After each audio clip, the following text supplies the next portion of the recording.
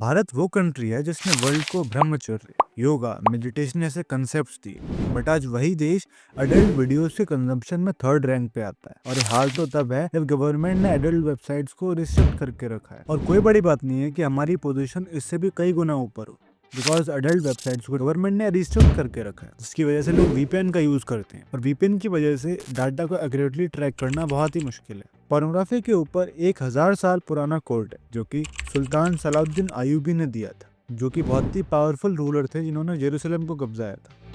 If you want to destroy a nation without war, make adultery and nudity common in young generation. और ये coat आज के time पे perfectly fit बैठता है, बिकॉज आज के टाइम पे यंग जनरेशन पोर्नोग्राफी से बुरी तरीके से एडिक्ट हो चुकी है, स्पेशली टीनेजर। और कुछ केसेस में तो 8-10 साल के बच्चों को भी पोर्नोग्राफी से एक्सपोज पाया गया। अब आप इमेजिन नहीं कर सकते तब इतनी छोटी उम्र में कोई बच्चा ऐसे कंटेंट को कंज्यूम करेगा तो उसके दिमाग पर क्या असर पड़ेगा। वो अपनी इनोसेंस को खो देगा।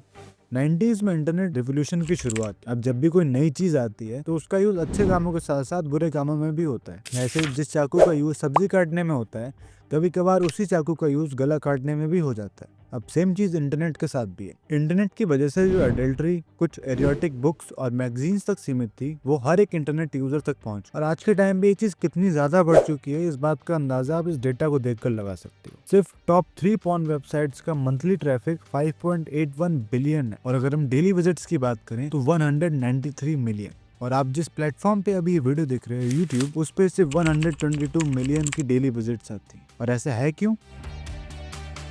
नेचर हमसे क्या करवाना चाहता है? रिप्रोड्यूस। इसी वजह से सेक्सुअल अट्रैक्शन या काम वासना एक बहुत ही पावरफुल फोर्स होती है। अब इस चीज से सब एडिक्टेड है, चाहे वो एक नॉर्मल पर्सन हो या फिर एक डिसिप्लिन सोल्जर। रिसेंटली जब नॉर्थ कोरियन सोल्जर्स रशिया में गए यूक्रेन से वॉर लड़ने के लिए, तब उन्हें पहली बार इंटरनेट का एक्सेस मिला। और उन्होंने उस इंटरनेट का सबसे पहले किस चीज के लिए यूज करा?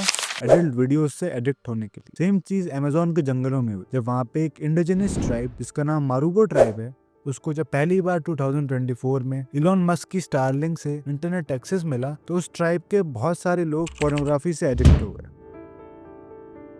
आपने काफी बार कुछ डॉक्टर्स को मास्टरबेशन को प्रमोट करते देखा हो, और कई बार ऐसी रिपोर्ट्स ही पब्लिश होती हैं जिसमें मास्टरबेशन के हेल्दी इफेक्ट्स को बताया जाता है। और जब आप मास्टरबेशन को प्रमोट करते हो तो अल्टीमेटली आप पोर्नोग्राफी को भी प्रमोट करते हो। और ये दोनों ही चीजें एटलीस्ट मेंटल हेल्थ के लिए तो बहुत ही बुरी होती है। और अगर ये रिपोर्ट स्पॉन्सर्ड भी हो तो इसमें भी कोई बहुत हैरानी की बात नहीं है, बिकॉज पॉर्न इंडस्ट्री एक $multi-billion इंडस्ट्री है। सेम इंसिडेंट्स 1946 के टाइम पर भी हुए थे, जब स्मोकिंग को एक हेल्दी हैबिट की तरह प्रमोट करा गया था, जिसमें डॉक्टर्स और मेडिकल रिपोर्ट्स का सहारा लिया गया था, ताकि सिगरेट्स बनाने वाली कंपनीज का प्रॉफिट बढ़ सके। तो आखिर इसका सोल्यूशन क्या है?